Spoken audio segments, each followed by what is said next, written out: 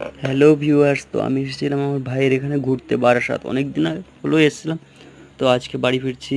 এটা বারাসাত স্টেশনে এসে আমি 10 টাকাতে লোকাল ট্রেন টিকিট কেটে আমি আমার ট্রেন প্ল্যাটফর্ম নাম্বার 3-তে, তো আমি ওখানেই যাচ্ছি। তো চলে আসলাম প্ল্যাটফর্ম নাম্বার 3-তে, ট্রেনের অপেক্ষায় আছি।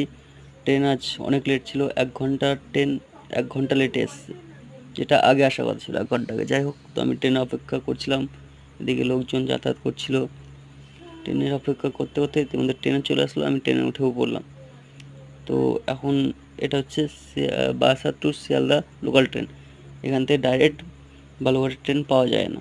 তো আমি এখান থেকে আগে যাবো শিয়ালদা, তারপরে ওখান থেকে বালুরঘাটের ট্রেন ধরবো। তো বারাসাত এসেছিলাম ভাইয়ের কাছে। আজ যাওয়ার সময় মনটা খুব খারাপ, স্বাভাবিক বিষয় এটা। তো তাও যেতেই হবে, হাজার মন খারাপের মধ্যে আমরা ছেলে মানুষ, যেতেই হবে। তো চললাম শিয়ালদা। তো ইতিমধ্যে শিয়ালদা প্ল্যাটফর্মে চলে গেলাম। এটা হচ্ছে বালুরঘাটের last train. Sealdah platform number 9 দাঁড়িয়ে আছে।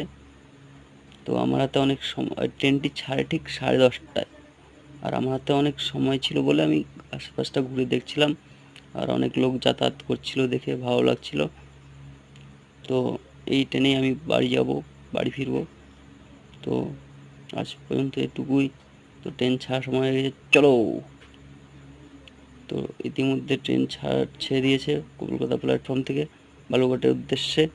তো ভিডিওটি ভালো লাগলে লাইক, কমেন্ট অ্যান্ড শেয়ার করে দিও। চলো, let's go to Balurghat, Gangarampur.